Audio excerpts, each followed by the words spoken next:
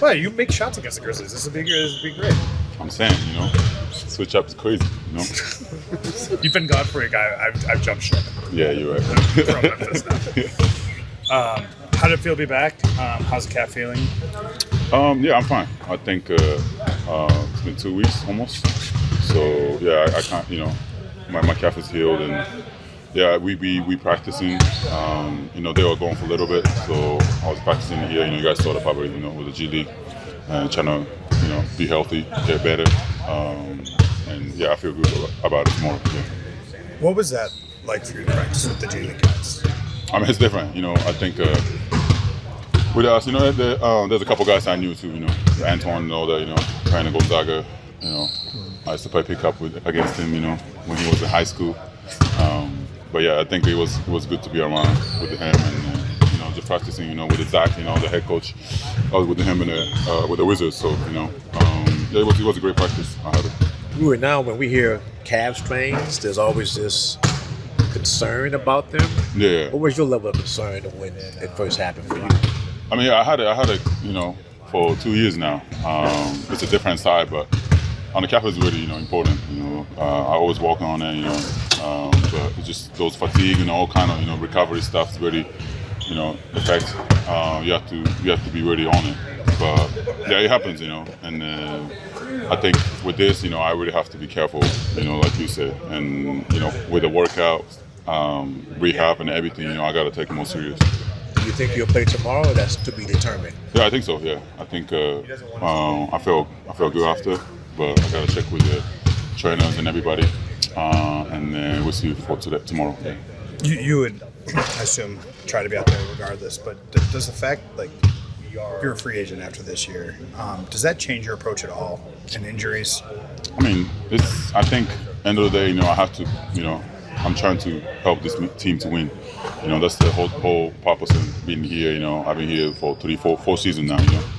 I think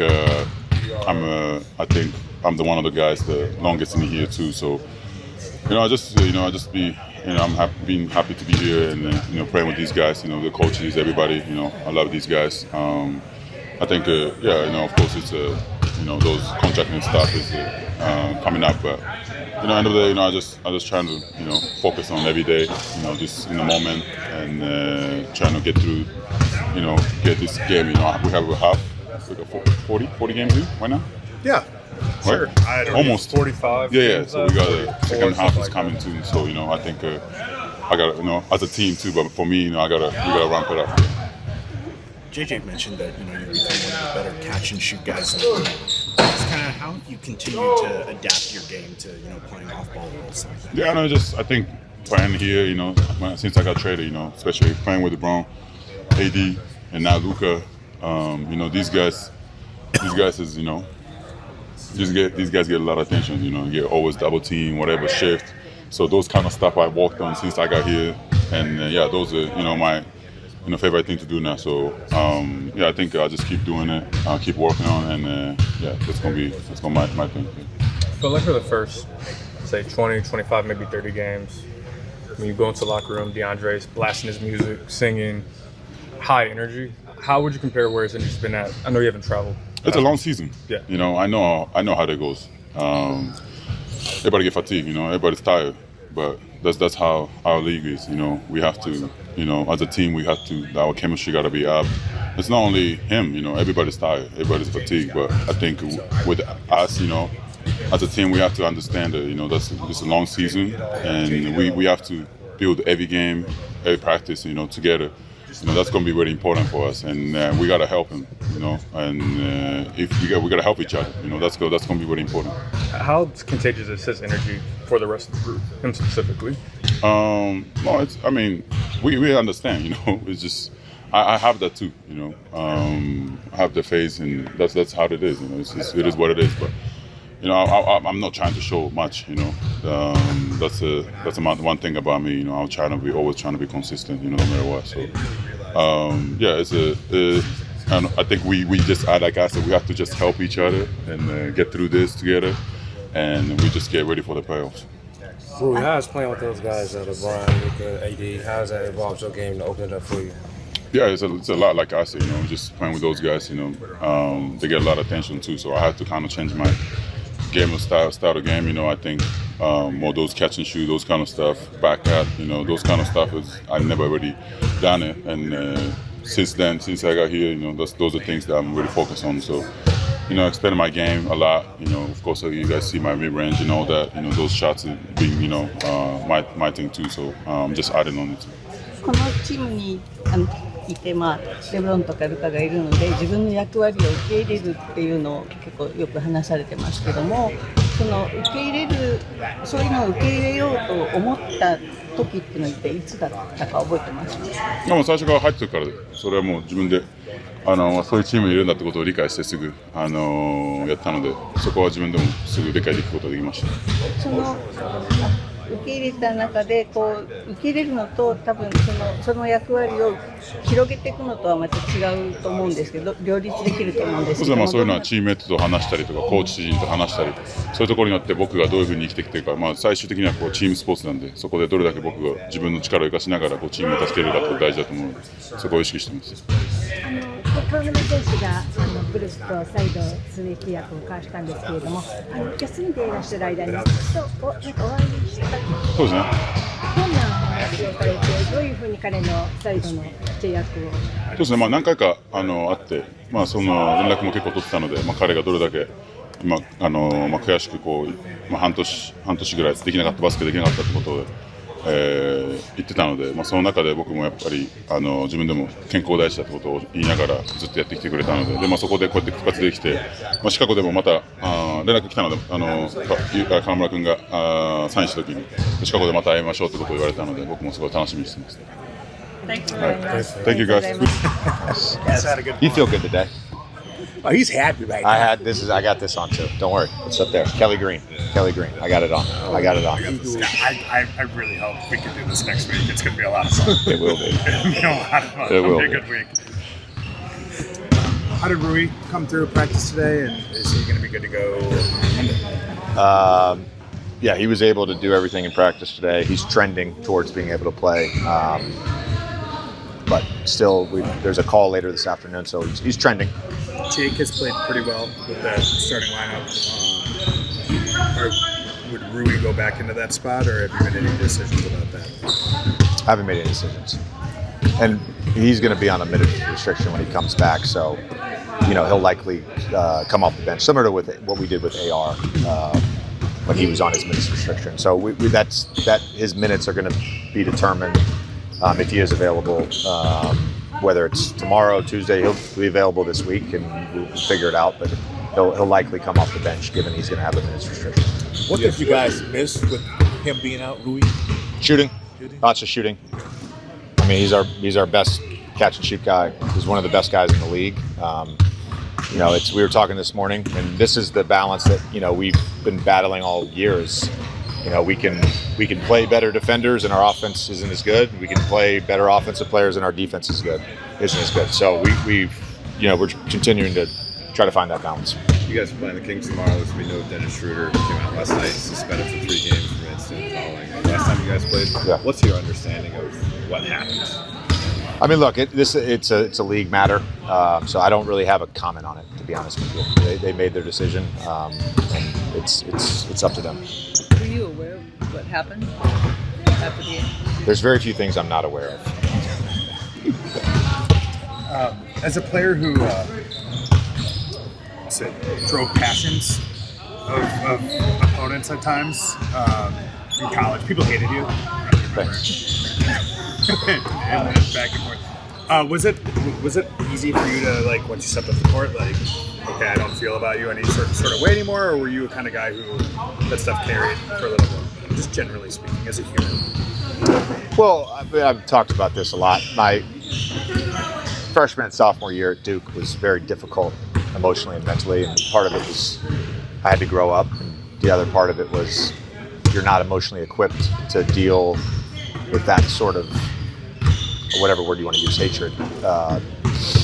And so took, I did therapy for 3 years at Duke and grew out of it. But, there was more of for me, it was more of embracing that in the moment. I enjoyed it.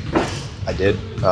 When I let it, when I allowed it, myself to carry it with me off the court and out of the arena, is when I struggled, and that's why I went to therapy, and then I was fine. And now it's I don't even think about it.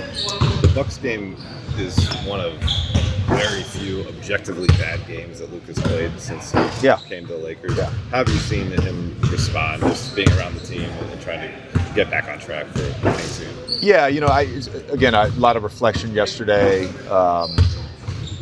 Even just like, what I talked about post game with the timeout situation, and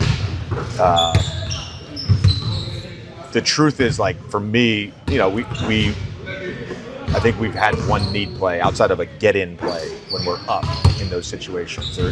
All our clutch games, we've been in the lead, and so outside of the Toronto game, which again was a tie game, and felt comfortable with what we had on the floor. So, you think to yourself, like, it's only one play, but did I cost us the game? And you have to remind yourself, in the big picture, you're never going to be perfect. And if you're doing what you're supposed to be doing, and for me, it's coaching. For Luka, it's scoring and facilitating and playmaking. If you're doing what you're supposed to be doing, there's going to be more positive than negative, and you're going to help your team win. So I can sit here and say, well, my staff has helped our team win multiple games this year. Our players certainly have, all of them individually. Nick Smith has helped us win games. Jackson Hayes has helped us win games. Jake has helped us win games. Austin, like, you go down the line, every guy has contributed to winning. Luka, when he's been in the lineup, has held a lion's share of contributing to winning. He's not going to be perfect. So the expectation for the next game is, well, he's going to be Luka. That's just, it's kind of, that's a long answer, but that's kind of the roundabout way I got to it yesterday. JJ, when you guys, coaching staffs all over the league, get together, you see the schedule for the cup games, gaps in between it, and then this month, look at you guys are playing 4 games a week. Yeah. Every damn week. I'm old, so it wears me out. Are you guys, how do you guys deal with that, knowing that the back end of it all, you're going to be playing a lot of games in the course of a short period of time? Yeah, it's you ever heard the book Catch-22? Yes. Yeah. Okay. So it's a Catch-22 in this case, because every time the schedule comes out and you look at it, you say, oh, this little stretch, this is going to be nice. But the catch is that you're going to make it up with a brutal stretch. And I think with the Cup, we've seen that now for the last 3 years. There's certain teams, that have dealt with, whether it's right after the Cup, or in our case, January. Last year was March for us. I think we had 17 or 18 games in March of last year. March was our tough month. This is generally speaking our toughest month, just from a game standpoint. We got front loaded to start the season, and then we kind of paced everything out, and now we're front loaded again this month. But it's kind of just for us to how to deal with it. I think it's just reading the team. We made the decision. I guess what is today, the 11th? We made the decision 12, 13 days ago that we weren't going to do shoot around anymore. And part of that thought process was we have a 41-year-old who shouldn't be on his feet twice a day. Let's only rev his engine once. The other part of it was just reading personnel, like, what are we actually getting out of shoot around based on who's on our team? That's just the reality. And I was on a number of teams that would make that decision halfway through a year.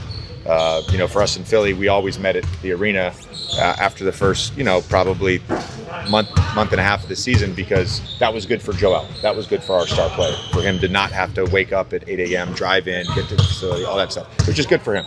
So we kind of made that decision, and, Friday night felt like we were a little tired, to be honest with you. We gave our effort, but we just didn't have the pop and the juice against Milwaukee, and I would probably attribute that to back-to-back 3 a.m. get into a city nights on Tuesday and Wednesday. So we made the decision we're not going to practice Saturday. Saturday was yesterday was a scheduled practice. We gave the guys off. We made that decision after the game. So that's kind of what you have to do in this. You have to read it in real time. Yeah, this is Sacramento for a game tomorrow. tomorrow, LeBron started his career there. I guess you were still at Duke. I think so. Do you have any memories of the first game that I you watched played? it. Yeah, I watched it. I mean, I have kind of rewatched it because I had to ask him about it for the podcast. But I think, if I remember correctly, they were running floppy for him, which is kind of crazy. And I don't think he's ran floppy in 15 years, but his first bucket was on floppy, which is nuts. Thanks, Coach. All right, thanks. Thank you.